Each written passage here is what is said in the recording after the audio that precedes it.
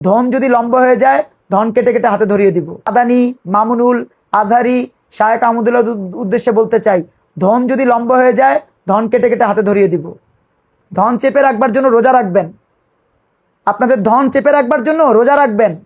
আল্লাহ তাআলা বলেছেন, আল্লাহ রাসূলও বলেছেন যে তোমাদের যদি চাহিদা তৈরি হয় তোমরা রোজা রাখো, কিন্তু কোনো মা, বোন, সন্তানকে তোমাদের কুনজর বা কুচরিত্রের মুখোমুখি করো না।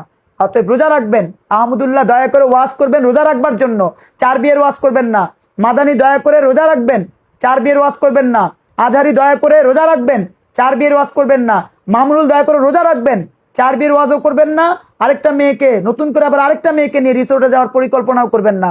আপনার যেটা আছে না পুরুষতন্ত্র, পুরুষ দণ্ড, এটাকে এটা হাতে ধরিয়ে দিবে বাংলাদেশের মানুষ।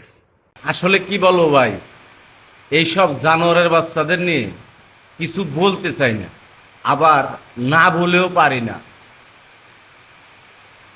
আলেম ওলামাদের নিয়ে কিছু কথা, কিছু মন্তব্য করার আগে 100 বার চিন্তা ভাবনা করে কথা বলবি তোরা।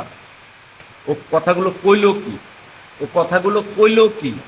হ্যাঁ, আলেম ওলামাদের নিয়ে, হুজুরদের নিয়ে ও কথাগুলো কইলো কি? আমার মাথায় রক্ত উঠে যেতেছে। যদি তোর এখন আমি হাতের কাছে পাইতাম, তোর কল্লাটা টাইনে ছিঁড়ে মাটির তলে পুঁতে দিতাম। কথাবার্তা ভদ্রভাবে বলবি, মাথায় রাখিস কথাগুলো।